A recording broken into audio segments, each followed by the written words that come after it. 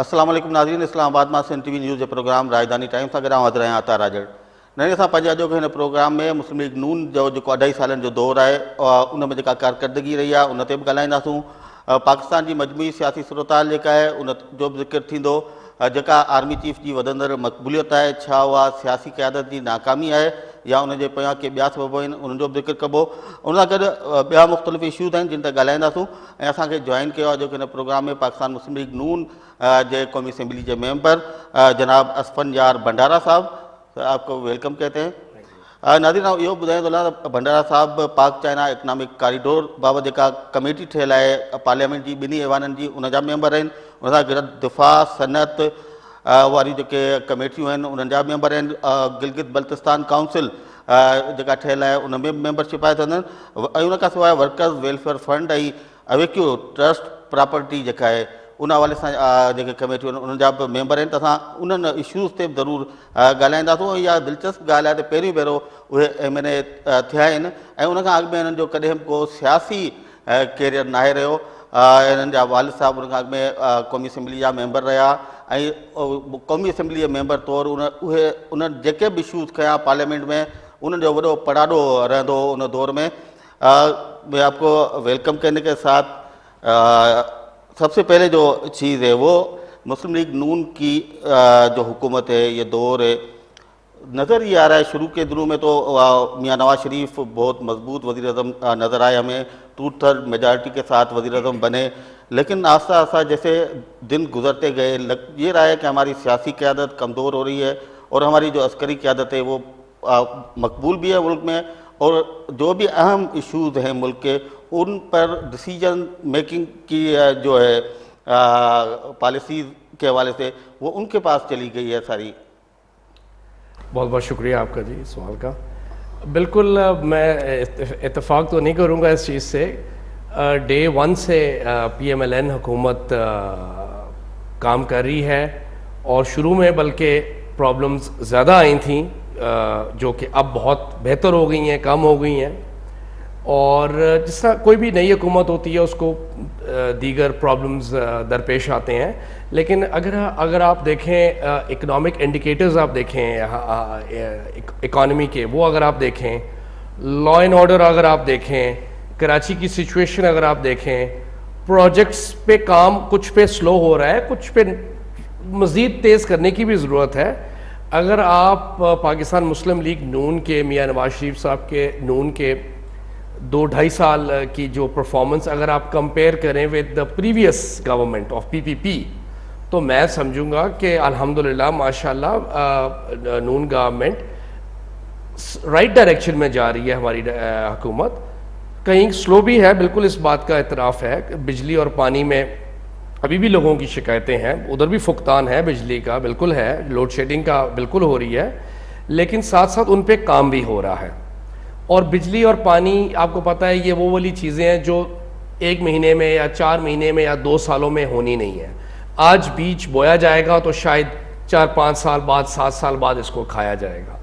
तो दूसरी बात आपने की असगरी क़यादत के साथ, डेफिनेटली वो it's part of the government जो हमारे आर्म फोर्सेस हैं, और वो बिल्कुल ही गवर्नमेंट से जो भी वो डायरेक्शंस ले रहे हैं और उसके ऊपर वो जो फाइटिंग आर्म है, गवर्नमेंट तो फाइटिंग जाके नहीं कर सकती वाना वगैरह में, तो उन्होंने जो आर्मी चीफ हैं और हमारे जो कायद हैं, इन्होंने मिल के जो फैसला किया है, कराची को सफा करने का फैसला किया है।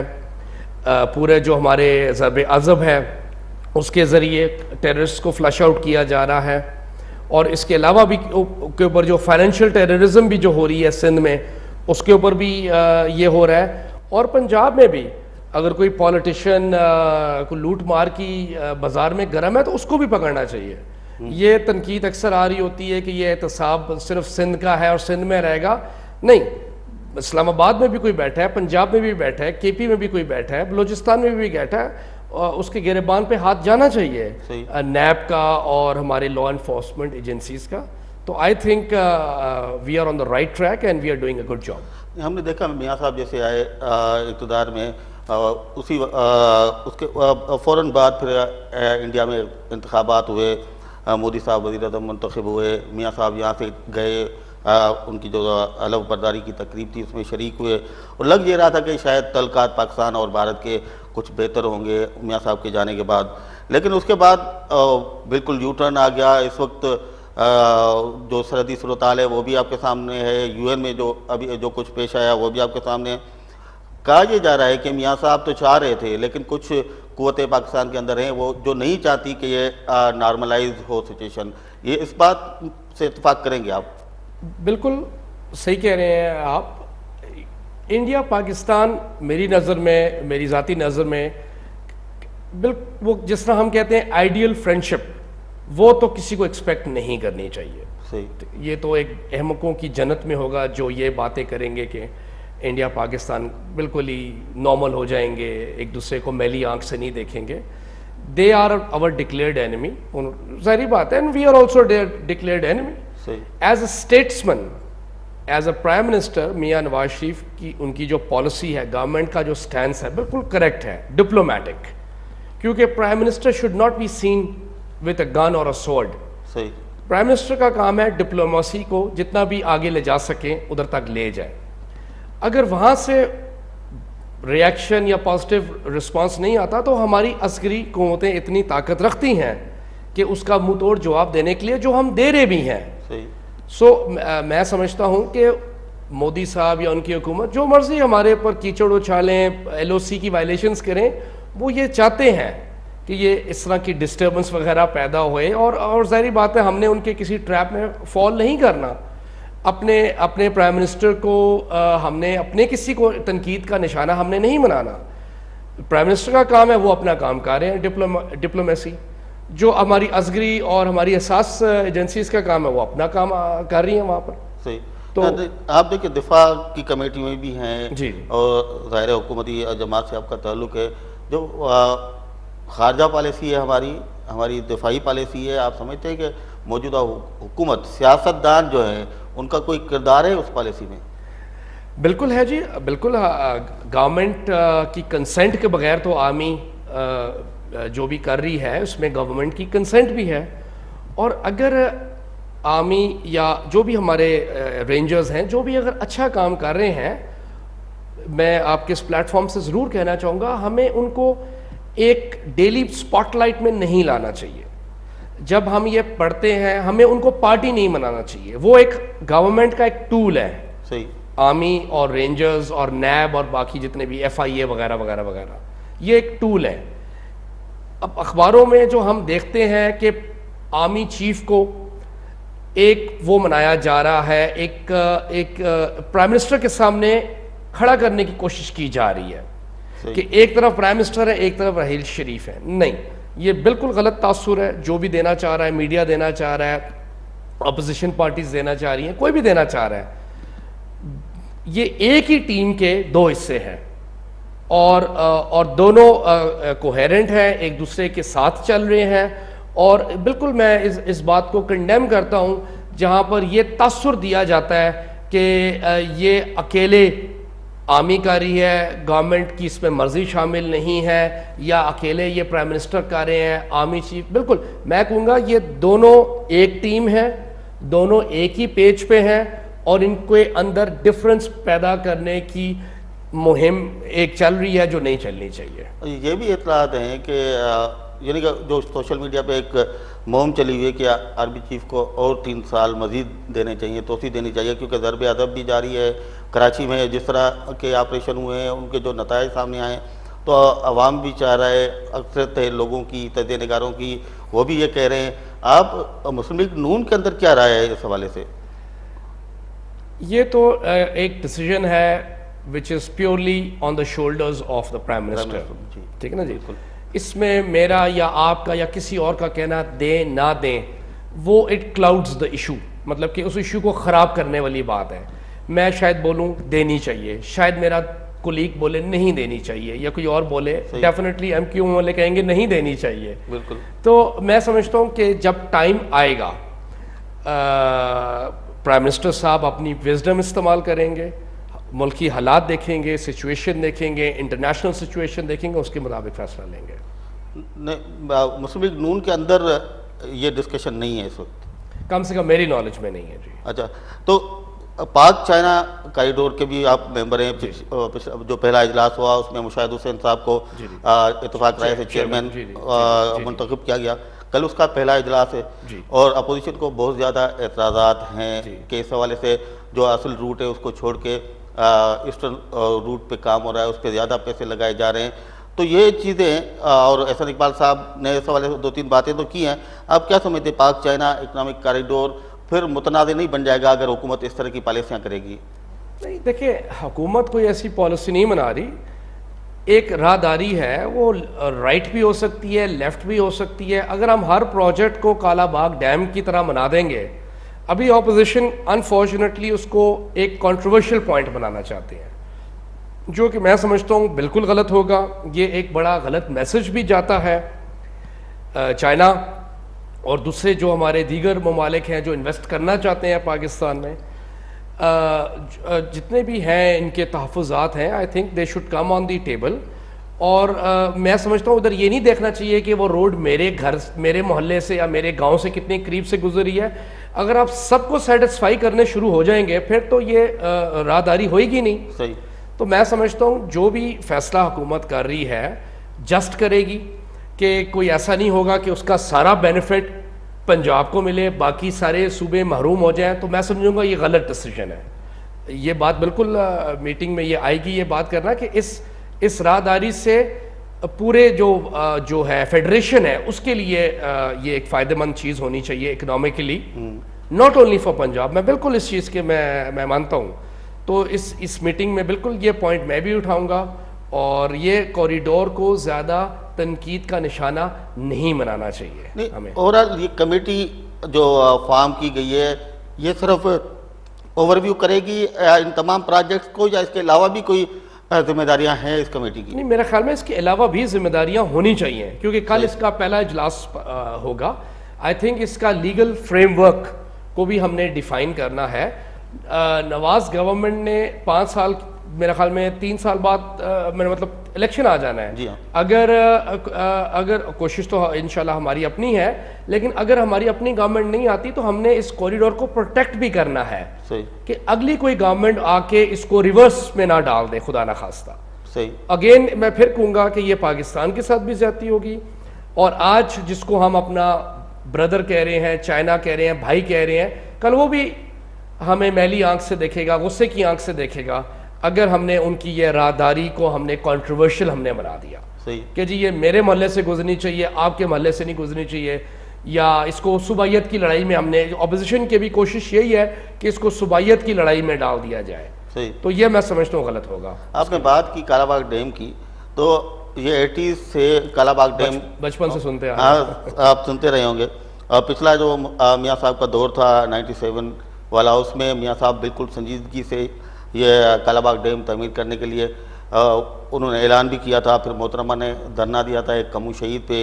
असफंजार वली साहब ने काबुल पे, दरिया काबुल पे, वहाँ से रोड बंद की थी पंजाब की तरफ, और फिर वो विड्रा हो गया। जनरल मुशर्रफ ने भी कोशिश की। अब फिर आपके ख्वाजा आसिफ साहब ये बातें करने लगे हैं कि हम कालाबाग डैम बनाएंगे। 3 सूबे उसको मुस्तरद कर चुके हैं, उसके बावजूद इस वफाक की कीमत पे आप कालाबाग डैम बनाने पर आखिर क्यों तुले हुए हैं?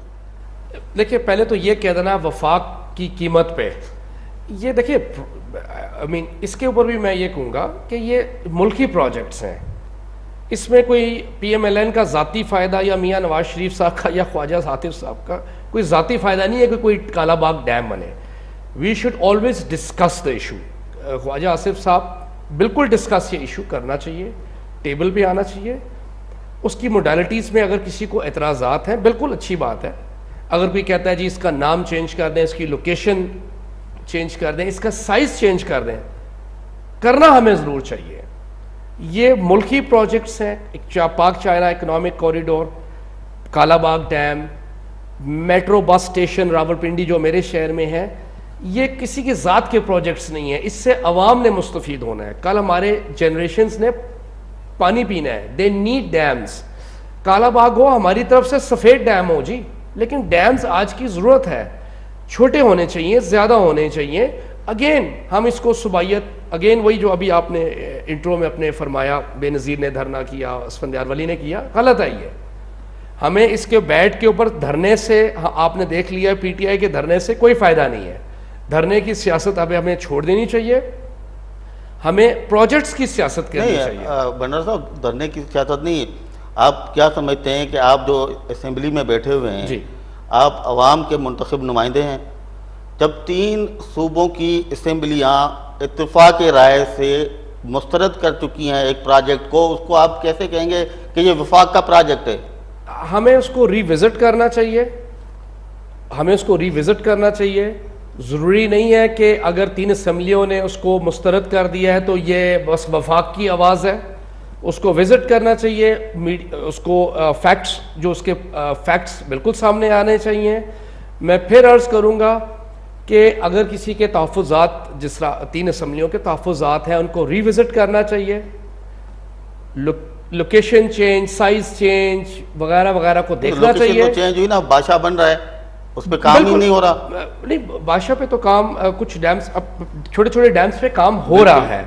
मैं कहने का मतलब है कि अगर हम हर प्रोजेक्ट को एक मुतनाज़ा प्रोजेक्ट बना देंगे, कंट्रोवर्शियल बना देंगे, तो ये आप पाकिस्तान मुस्लिम लीग नून का नुकसान नहीं कर रहे हैं, कम से कम ये पाकिस्तान का नुकसान है। टाइम हुआ एक ब्रेक का। नाज़रीन, हलू था ब्रेक थे असां कर रहे जो।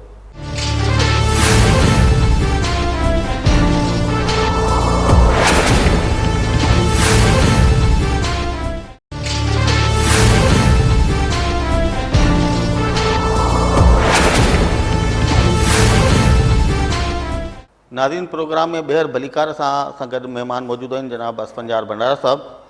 भंडारा साहब, आप गिलगित बल्तिस्तान काउंसिल के भी मेंबर हैं। आईन पाकिस्तान कहता है कि जो नेशनल असेंबली और सेनेट है उसमें चारों सूबों के से लोग होंगे। उसके बाद जो हमारे फाटा हैं उधर से भी नुमाइंदे होंगे। आज़ाद कश्मीर तो एक बिल्कुल अलग आज़ाद गवर्नमेंट है, वहाँ पर गिलगित बल्तिस्तान से कोई भी नुमाइंदगी न सेनेट में है न नेशनल असेंबली में है। तो आखिर क्यों उनको महरूम रखा गया? आप समझते हैं होना चाहिए, नहीं होना चाहिए? होना चाहिए तो क्या मुस्लिम लीग नून की गवर्नमेंट इस हवाले से कोई आइन साजी करेगी? आइन साजी अभी तक हुई तो नहीं है इस बारे में, लेकिन मैं ज़ाती मेरी राय है होनी चाहिए। They are equal citizens of Pakistan, और इसकी कानून साजी इतने अरसे से नहीं हुई है, तो इसके अंदर कोई लीगल लकूना जो भी है उनको दूर किया जाए, और इनकी रिप्रेजेंटेशन उधर भी होनी चाहिए, जिस तरह हमारे पंजाब असम्बली है और पंजाब के फिर नेशनल असम्बली में भी है, इस तरह इनके मेंबर्स इस असम्बली में होने चाहिए, जीबी के नेशनल असम्बली में भी और सेनेट में बिल्कुल होने चाहिए। तो ये आपकी काउंसिल ने इस तरह की किसी तजवीज़ पे कोई गौर किया है? हुकूमत को कोई सिफारिश? बिल्कुल, इसके रेगुलर मेंबर्स बरजीस ताहिर साहब की चेयरमैनशिप में हो रहे हैं। सही। और आजकल तो हमारा टॉपिक टिम्बर माफिया है, जो लास्ट गवर्नमेंट में जो बेदर्दी से दरख्त कटे थे, उसके बारे में आजकल हम डिबेट कर रहे हैं। तो this is one of the agendas कि उनकी रिप्रेजेंटेशन बिल्कुल होनी चाहिए। अच्छा वर्णर साहब, आपको तो पता होगा 18वीं आईनी तरमीम जो लास्ट असेंबली थी उससे हुई थी। उसके बाद उसके बहुत सारे इश्यूज थे जो अभी तक हल नहीं हुए, यानी कि उस अमल नहीं हुआ, आईनी तरामीम हो गई। उसमें एक चीज़ वर्कर्स वेलफेयर फंड भी है। सूबे आज तक डिमांड कर रहे हैं कि वो हमें दिया जाए। जी। तो आप उसके क्योंकि मेंबर हैं, तो ये चीज़ कमेटी की सतह पे आई है, इस हवाले से कोई डिसीजन? जी, इसमें लोग कुछ इंडस्ट्रीज़ और कुछ वर्कर हजरात सिंध में गए हैं इसके अगेंस्ट कोर्ट में। सही। For the disbursement of money, कि अभी तक क्योंकि ये मैटर सब जुडिस है, तो जो कंट्रीब्यूशन है गवर्नमेंट को वो रुक गई है, बिकॉज जहाँ पर एक स्टे ऑर्डर है वहाँ पर। तो मैं इसका मेंबर हूँ। फर्स्ट मीटिंग मैंने अटेंड की थी, और अगली मीटिंग में मैंने अपना कुछ एजेंडा बनाया हुआ है, जिसमें सर फहरिस्त एजेंडा यही है कि अरबों रुपए पड़े हुए हैं वर्कर्स वेलफेयर फंड में, जो गरीब मजदूरों के पैसे हैं ऑल पाकिस्तान में। ये गलत किस्म के प्रोजेक्ट्स में ये पैसे ना लगाए जाएं। सही। कि जी इतना महंगा होटल बनाया जा रहा है, ये किया जा रहा है, वो किया जा रहा है। ये मज़दूरों के पैसे हैं, जितनी मज़दूरों के ऊपर डायरेक्ट लग सकें मैं उसके में हक़ में हूँ। मैं इस हक़ में नहीं हूँ कि वो जो अरबों खरबों रुपए वर्कर और मज़दूरों के जो पड़े हुए हैं, उससे आप होटल बना रहे हैं, उससे आप जी इन्वेस्टमेंट का नाम लेके, जब होटल बनेगा उसमें फिर 10 बंदे खाने पीने वाले भी बीच में होंगे, और फिर आपको पता है हमारा जो एक सिस्टम है हमारा माशरे का। तो मैं समझता हूँ कि वर्करों की पेंशनें बढ़ाई जाएं, जो यही उन्हीं के पैसे हैं, EOBI की पेंशनें बढ़ाई जाएं, जो मेरा ख्याल में 3 या 4 हज़ार रुपये हैं, विच इज़ पेटी आजकल के दौर में। तो मैं इसका मेंबर हूँ, और मैं बड़ी बड़ी ये जो इन्वेस्टमेंट्स हैं मैं इनके ख़िलाफ़ हूँ मैं, और ये पैसा डायरेक्ट वर्कर की जेब में आना चाहिए। सही। आपने शुरू में बात की कि मुस्लिम लीग नून ने मईशत को भी संभाला दिया है जी। और जो तवानाई के प्रोजेक्ट्स हैं उस हवाले से भी पेशकदमी कर रही है जी। मियाँ शहबाज शरीफ साहब अपने हर जलसे में कभी 3 महीने का टाइम देते थे इलेक्शन वाले, कभी उन्होंने 6 महीने का टाइम दिया, जो आखिरी टाइम था उन्होंने 2 साल का दिया कि अगर 2 साल में हम ने लोड शेडिंग ख़त्म न की तो हम मेरा नाम तब्दील कर दें आप। हम देखते हैं जब से आप इक़्तिदार में 2.5 साल तो हो गए, 2 साल वाला पीरियड जो मियाँ साहब ने दिया था वो तो चला गया। नंदीपुर का आपने प्रोजेक्ट दिया, उसमें जितनी तनकीद हो रही है, जिस तरह की अब इंक्वायरीज शुरू हो गई हैं वो एक तरफ, उसके बाद सोलर पावर के प्रोजेक्ट हैं, दूसरे मुख्तलिफ, हमें कोई बड़ी तब्दीली तो नज़र नहीं आ रही। लोड शेडिंग तो वैसी की वैसी है जैसी पीपल्स पार्टी के दौर में थी, कोई आप 6 घंटे से कम करके 3 घंटे तक ही ले आते, तब भी आवाम सुख का कोई सांस लेती। बिल्कुल कुछ आई एग्री करूंगा आपकी बातों से कि अभी भी हमारे सामने टेररिज्म के साथ एनर्जी का जिन भी हमारे सामने खड़ा है। लेकिन मैं वापस शुरू में आऊँगा, इकॉनमी की तरफ मैं ज़रूर आना चाहूँगा। मेरा ख़ुद ताल्लुक़ बिज़नेस की दुनिया से है कि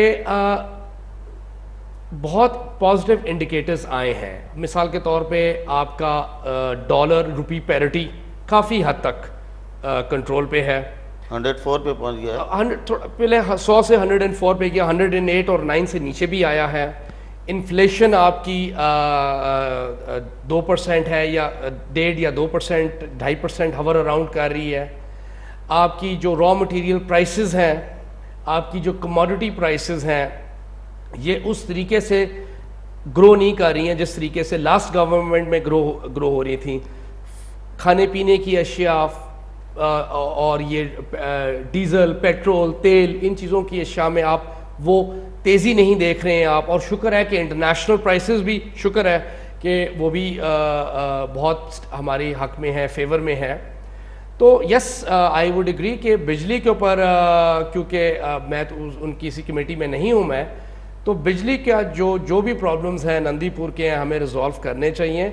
इसमें बदनीयती मुझे नज़र नहीं आ रही, शायद कोई प्रोसीजरल लैप्सेस हो गए हों या कोई कोताहियाँ हो सकती हैं। लेकिन आपने देखा होगा अल्हम्दुलिल्लाह 2-2.5 सालों में अभी तक कोई मेजर करप्शन स्कैंडल कोई आपके सामने नहीं आया है, और ना इंशाल्लाह आएगा। आपने मईशत की बात की, आपने इन्फ्लेशन की बात की, आप भी यहीं रहते हैं इसी शहर में, आपके पास जो लोग काम करते हैं उनकी जो रोज़मर्रा की ज़िंदगी वो आपके सामने होगी। आप देखते हैं पेट्रोल की जब कीमतें बढ़ती हैं तो उसके साथ ही हर चीज़ की कीमत बढ़ जाती है। लेकिन बदकिस्मती हमारी ये है कि पेट्रोल 100 रुपये से वापस 70-75 रुपये पे आ गया है। जो कीमतें बढ़ी वो वापस नहीं आई आज तक। बिल्कुल। तो उससे आम जो शहरी है उसकी ज़िंदगी पे तो असर पड़ा है। इन्फ्लेशन, ये इसाक डार साहब पिछले दौर में भी ये जो फिगर्स की गेम है ना उसमें बहुत माहिर माने जाते हैं। तो वो आप फिगर्स में भले दिखा दें, आप अमली तौर पर लोगों से जाके मार्केट में जाके आप पूछेंगे, वो तो जो रोते हैं महंगाई का, वो आपके फिगर्स तो उसके बिल्कुल मुतज़ाद है। इसमें कुछ रोल प्राइस कमेटीज़ का भी होता है जी।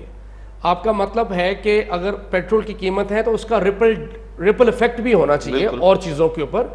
अब इसमें मंडी भी शामिल मंडी भी आ जाती है, ट्रांसपोर्टेशन भी आ जाते हैं। मैं आपकी बात से इत्तेफाक करता हूँ कि इसका जो रिपल इफेक्ट है, डाउन इफेक्ट है to the right down to the pocket of the consumer, वो कभी कभी नहीं आता। आना चाहिए। इसमें प्राइस कमेटीज़ का भी एक मैं समझूंगा रोल है कि ये सिर्फ फाइनेंस मिनिस्टर साहब का रोल नहीं है कि वो हर दुकान पे खड़े हो के वो आलू की या वो पेट्रोल की या वो देखना है कि सरचार्जिंग ना हो रही हो। टैक्सी वाले का अगर पेट्रोल नहीं बढ़ा तो उसने ज़रूरी नहीं है कि वो किराया कम करना है अपने उसके पैसेंजर के लिए। वो ये कुछ चीज़ें हैं जो लोग पास ऑन, कुछ लोग पास ऑन नहीं करते, लेकिन अगर आप इसका मैक्रो इफेक्ट देखें, नॉट माइक्रो, मैक्रो इफेक्ट अगर आप देखें तो जो बड़े बड़े पावर प्लांट्स हैं, मैं खुद जनरेटर्स, बड़े बड़े जनरेटर्स में अपनी इंडस्ट्री में मैं भी चला रहा हूँ, तो प्राइस स्टेबिलिटी नज़र आती है। अब उसका प्राइस बेनिफिट उस गरीब को मैं कहूँगा पूरा नहीं मिल रहा, मिलना चाहिए। इसमें हमारा भी अगर दोष है, प्रोविंशियल गवर्नमेंट्स का भी दोष है, और जो प्राइस कमेटीज़ हैं हर सूबे में हैं, दे शुड बी एम्पावर्ड कि उस पेट्रोल की कीमत का जो रिपल इफेक्ट है वो डाउन राइट कंज्यूमर को मिलना चाहिए। मैंने ये, आपने शायद मेरी बात आप समझे नहीं, मैंने कहा डॉक्टर साहब ये जो फिगर्स हैं वो बेहतर दिखाने में माहिर हैं, लेकिन मैक्रो लेवल पे जैसे आपने बात की कि अगर हम ओवरऑल इकोनॉमी को देखेंगे तो वाकई ये नज़र आएंगे, जिस तरह की वो फिगर्स में हेरा फेरी होती है वो बना लेते हैं, लेकिन असल जो आम लोग हैं उनके पास आप जाएं, आपका ताल्लुक भी रहता है, आम लोग कहते हैं कि हाँ वाकई जो ऊपर आप फिगर दिखा रहे हैं वैसी ज़िंदगी हमारी हो गई है। देखिए, फिगर्स का हेर फेर का लफ्ज़ तो मैं इस्तेमाल नहीं करूँगा। Figures necessary don't reflect the reality. सही, यहाँ तक मैं आपके साथ हूँ। हेर फेर या फजिंग तो मैं नहीं कहूँगा, मैं ना ये होता है। अगेन मैं फिर अपनी वही बात मैं दोहराऊँगा कि without going into the micro details, अगर आप दीगर जितनी भी अशिया की कमोडिटीज़ की कीमत देखें, पेट्रोल की और बाकी चीज़ों का, जिस तरीके से फिनोमिनल ग्रोथ आ रहा था इन द लास्ट 5 years, वो ग्रोथ आपको हमारी हुकूमत 8 महीने में, 9 महीने में, 10 महीने में आपको नज़र आए, फिजिकली टेंजिबल नज़र आए आपको। बिजली ऐसी चीज़ है, इसके लिए आप हमें डैम्स बनाने हैं, इसके लिए हमें इंफ्रास्ट्रक्चर जो खंबे वगैरह इंफ्रास्ट्रक्चर होता है वो खड़े होना है। लाइन लॉसेस, जो करप्ट हमारे जो माफियाज भरे हुए हैं हमारे गवर्नमेंट दफातरों में, लाइन मैन से लेकर अपवर्ड, उनको हमने ठीक करना है। तो ये मैं नहीं समझता कि ये शॉर्ट टर्म गोल्स हैं, बिजली वगैरह लॉन्ग टर्म गोल्स हैं।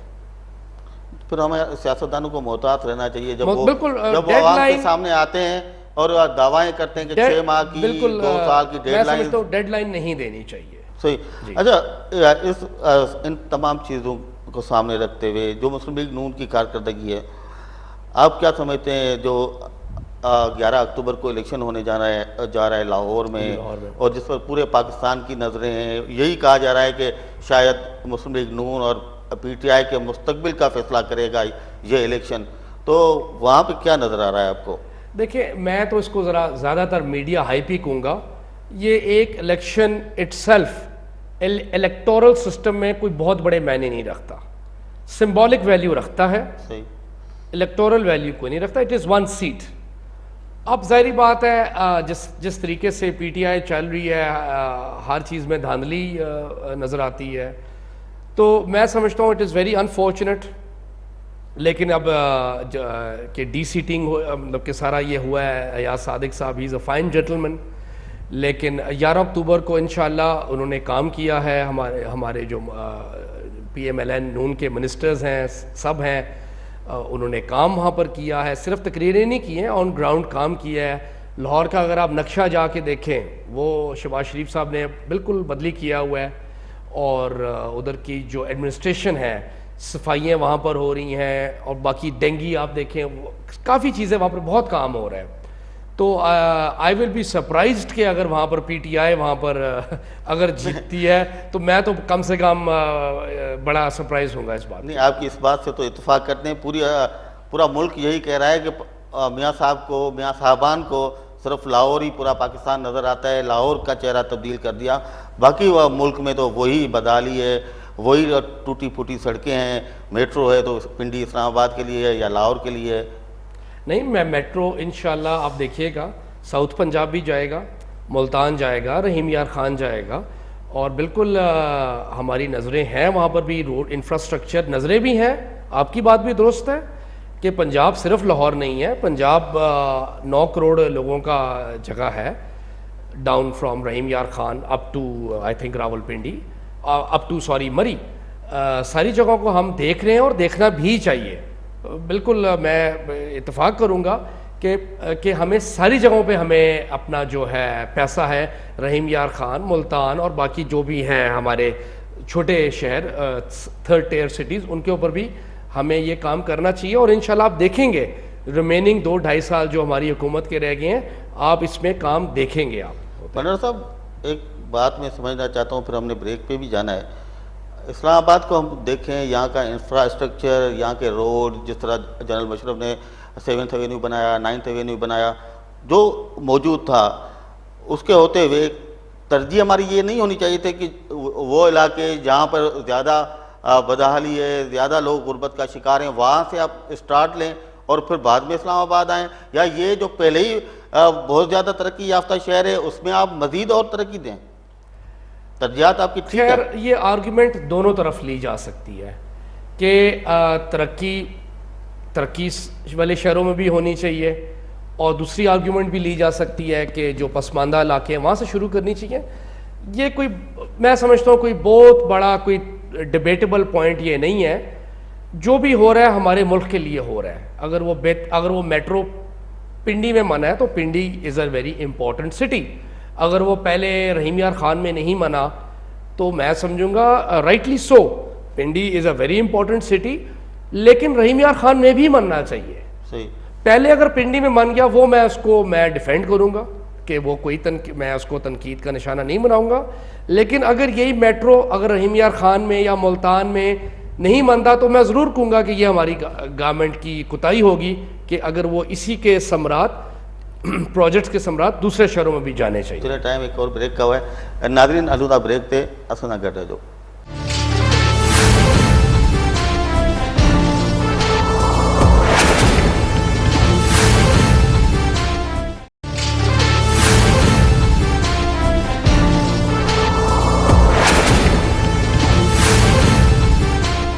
वेलकम बैक नाजरीन।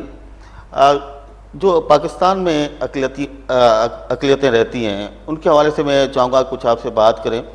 ख़ासतौर पर सिंध में बहुत बड़ी तादाद में हैं हमारे मसीही भाई, हिंदू, क्रिश्चियन और उसके साथ साथ सिख भी कुछ हैं, और शेड्यूल कास्ट तो बहुत ज़्यादा तादाद में है सिंध में। वहाँ पे जो इस वक्त सूरत हाल है, रोज़ मीडिया में रिपोर्ट भी हो रहा है कि काफ़ी सारे लोग नकल मकानी करके इंडिया जा रहे हैं। आप समझते हैं हमारी रियासत, हमारी हुकूमतें वो यहाँ पर अक़लियतों को तहफ़्फ़ुज़ देने में नाकाम गई हैं, इस वजह से इस तरह की सूरत हाल पैदा हुई है? जितना तहफ़्फ़ुज़ देना चाहिए उतना तो नहीं हो रहा।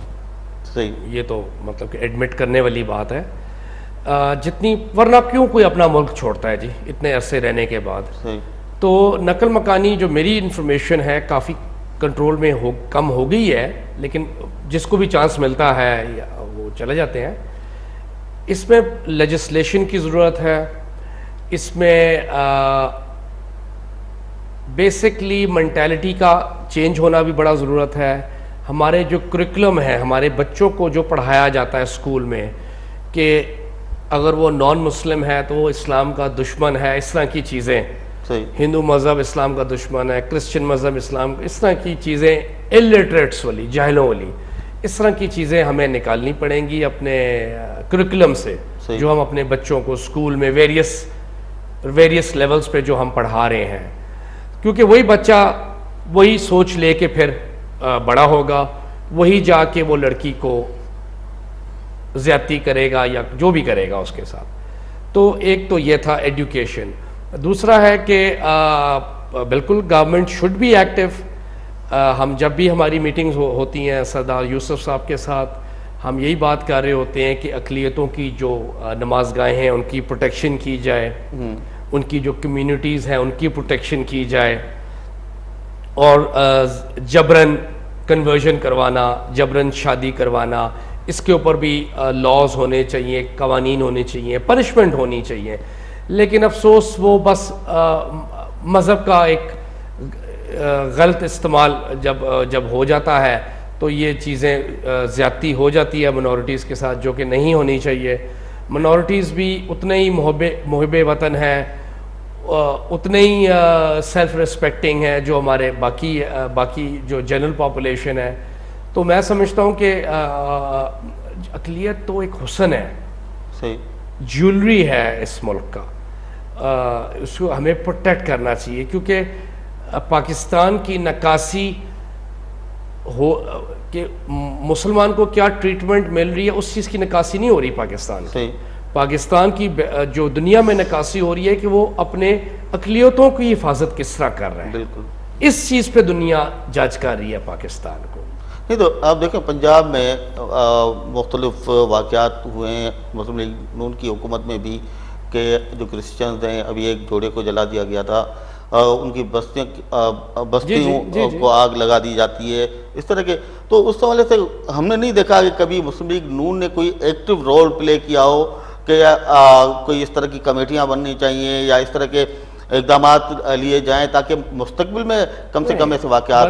बल्कि मैं तो आपसे इत्तफाक नहीं करूँगा, मुस्लिम लीग की नून ही की हुकूमत ने ही, आप देखें miss use of loud speakers, जो कि किसी ने पहले हिम्मत नहीं की इस चीज़ को हाथ लगाने की, ये किसने हाथ लगाया है? नहीं, वो फ़िरके वारियत तो एक अलग बात है जी, ठीक है ना। मैं मिनॉरिटीज़ के हवाले से बात कर रहा हूँ कि जिस तरह उसमें लाउड स्पीकर्स में अक़लियतों के खिलाफ भी नफरत फैलाई जाती रही है, फैलाई जा सकती है, उसको भी कंट्रोल किया है। बिल्कुल सिर्फ देखिए कमेटीज़ मान जाना वो मसले का हल नहीं है। मियाँ नवाज शरीफ, शहबाज शरीफ साहब कमेटियाँ बना भी दें, मुझे डाल दें, वो मसले का हल नहीं है। मसले का हल है कि पुलिसिंग सख्त होनी चाहिए, और कुरिकुलम को मैं फिर आपके इस प्लेटफॉर्म से ज़रूर फ़ायदा उठा के ये कहना चाहूँगा कि जो टेक्स्ट बुक्स है हमारी, जो कुरिकुलम है हमारा, जो बच्चों को हम पढ़ा रहे हैं, उसके ऊपर हमें तवज्जो देनी चाहिए, जिसमें हम नफ़रतें का बीज खुद बो कर रहे हैं, सो कर रहे हैं, और फिर बाद में हम परेशान होते हैं कि उसने फ़लाने की गर्दन क्यों उठा दी, या उसने फ़लाने को क्यों मार दिया, क्यों फ़लाने को भट्टी में डाल दिया। नहीं, जो पनिशमेंट है वो और सख्त नहीं होनी चाहिए इस वाले से, ताकि लोग अगर इस तरह का कोई कदम उठाएं तो कल को। जी, ये तो सीधा सीधा पीनल कोड है ना जी। इसमें पीनल कोड ने ये नहीं देखना कि वो मुसलमान के साथ ज्यादती हुई है या हिंदू के साथ हुई है, क्रिश्चियन के साथ हुई है, उसको कानून के कटेरे में आना चाहिए, और जो उसने क्राइम किया उसको मिलना चाहिए उसकी सजा। उसको जो लॉज हैं आप समझते हो उन पर वो इम्प्लीमेंट हो रहे हैं पाकिस्तान में, लॉ बने हुए हैं, implementation yes, something needs to be कितना डिजायर्ड ओवर देयर। उधर इम्प्लीमेंटेशन की कमी है। इम्प्लीमेंटेशन की कमी इसलिए है क्योंकि वो ज़हनी फुकतान है वहाँ पर, सोच का फुकतान है वहाँ पर। सोच का फुकतान अगेन वो चंद दिनों में ख़त्म नहीं होगा। वो गवर्नमेंट की स्ट्रॉन्ग पॉलिसीज़, जब एक पुलिस वाले को या एक जज को पता हो कि मुझे तहफ़्फ़ुज़ मिलेगा अगर मैं इस अक़लियत को, इस नॉन मुस्लिम को मैं बचाता हूँ मॉब से, इसकी मैं हिफाजत करता हूँ, तो ये सारी चीज़ें। और प्लस मैं फिर आऊँगा कुरिकुलम की तरफ, क्योंकि जब तक आप वो, जिस तरह हम भी बीमार होते हैं तो अपना एनालिसिस करवाते हैं, रूट कॉज में हम जाते हैं। बिल्कुल, वो ये रूट कॉज उसका कुरिकुलम को हमने रिविजिट करना, पहले हमें अपना जहन जो उसका इलाज करना पड़ेगा। सारा जो वेपन है, गंदगी है या अच्छी बातें, वो यहाँ पर है। अच्छा, एक मुस्लिम लीग नून के ही मेंबर हैं नॉन मुस्लिम, उन्होंने एक बिल पेश किया नेशनल असेंबली में, हिंदू मैरिज बिल। उस हवाले से क्या पेशरफ्त अब तक हो सकी है? एक तो जी मैं हिंदू मज़ाहिब को रिप्रेजेंट नहीं करता, लेकिन मेरा इंटरेक्शन उनके साथ, वो भी हमारे अक़लियती भाई हैं, पाकिस्तानी भाई हैं, अक़लियती भाई भी हैं। कुछ जो मैं हिंदू कम्युनिटीज़ के साथ उठा हूँ, बैठा हूँ, इनमें डिवीज़न है। कुछ लोगों को मैं मिला हूँ, वो कहते हैं हमारे तो दीन में है ही नहीं ये लॉ। वो तो सिरे से उन्होंने इसको वाइप आउट कर दिया है कि ये मत करें आप लेजिस्लेशन। लेकिन कुछ ऐसे लोगों को भी मैं मिला हूँ जो कहते हैं होना चाहिए। As a neutral person, as a bystander, मैं समझता हूँ ये इसलिए होना चाहिए कि मुझे जो इतलात है कि एक औरत मर्द जा रहे हैं, अब उनके पास कोई मैरिज सर्टिफिकेट ही नहीं है, बिल्कुल ना वो रजिस्टर्ड है अपने यूनियन काउंसिल में या जहाँ पर भी उनको रजिस्टर होना चाहिए। तो मैं, और फिर कल डेथ होती है, प्रॉपर्टी का डिस्प्यूट एक अलग खड़ा हो जाता है, फलानी बीवी, एक आदमी है, 2 बीवियाँ हैं, 4 बीवियाँ या जो भी है, तो इस तरह के लीगल इश्यूज खड़े हो जाते हैं। उस हद तक को कवर करने के लिए मैं समझता हूँ उन्हीं की सहूलत के लिए, हिंदुओं की सहूलत के लिए कुछ ना कुछ कवानीन होने चाहिए। सही। अच्छा, प्रोग्राम का टाइम भी ख़त्म हो रहा है। मैं आखिर में आपसे सिर्फ ये मालूम करना चाहूँगा कि मजहबी हम आहंगी उसके लिए मुख्तलिफ कमेटीज़ फेडरल लेवल पे भी हैं, प्रोविंशियल लेवल पर भी हैं। असल में तो मजहबी हम आहंगी के लिए ऐसे क्या इकदाम उठाने चाहिए कि हिंदू, मुस्लिम, सिख, ईसाई वो एक दूसरे के नज़दीक भी आएँ और ये जो इश्यूज़ पैदा होते हैं ये इश्यूज़ कम हो सकें? इस मसले की चाबी या इस मसले का हल हमारे उलमा के पास है। सही। मियाँ नवाज शरीफ साहब के पास, जरदारी साहब के पास, इमरान खान साहब के पास नहीं है इस मसले का हल। सोच, अभी थोड़ी देर पहले सोच की बात हो रही थी। जब तक, क्योंकि हम एक रिलीजियस कम्युनिटी है, हमारे लोग मस्जिदों में जाते हैं, नमाज पढ़ते हैं, जब तक उलमा मस्जिद के आलमे दीन, रिस्पेक्टेड लोग जो दीन को भी समझते हैं असल रूह में, सही। जब तक उनके मुंह से ये बातें नहीं निकलेंगी अक़लियतों के लिए कि नहीं भी वो भी हमारे भाई हैं, सही। वगैरह वगैरह वगैरह, तब तक ये जो सोच है ये चेंज नहीं होगी। यहाँ पर मिनिस्टर साहब या हम मजहबी हमांगी की वो जो एक कमेटी बनी हुई है या टीम बनी हुई है, ये तो ठीक है क्योंकि गवर्नमेंट है तो टीम कमेटी भी बननी है, ये तो वो समझ गए आप, एक फॉर्मेलिटी टाइप। गवर्नमैंट है तो मिनिस्ट्री, असल किरदार उलमा का है। जो बड़े मस्जिद के हमारे जो मौलवी हजरात हैं, आलिम दीन हैं, जो टीवी में आते हैं, मोहल्लों में तकरीरें करते हैं, उधर वो ये बातें करने की बजाय वो अगर वो ये बात कहें कि मुसलमान का खून निकाल के देखो, एक हिंदू का खून निकाल के देखो, क्रिश्चियन का खून निकाल के देखो, पारसी का खून निकाल के देखो, सबका खून एक ही लाल ही है। बिल्कुल। अगर ये तफरीक पैदा करने वाले होती तो ये खुदा पैदा करता। मुसलमान का खून किसी और रंग का होता, क्रिश्चियन का खून किसी और रंग का होता कि पता चले ये क्रिश्चियन का खून है। जब उसने ये तफरीक पैदा नहीं की, सब में लाल रंग डाला है, तो मैं और आप, हम कौन होते हैं ये पैदा करने में कि आप सुपीरियर हैं या मैं सुपीरियर हूँ, या आप अच्छे हैं या मैं बुरा इंसान हूँ। बहुत शुक्रिया आपका, आपने टाइम दिया हमें। नाज़रीन, भंडारा साहब जी ॻाल्हियूं तव्हां ॿुधियूं। ईंदड़ प्रोग्राम ताईं ॾींदो इजाज़त। अल्लाह भाई।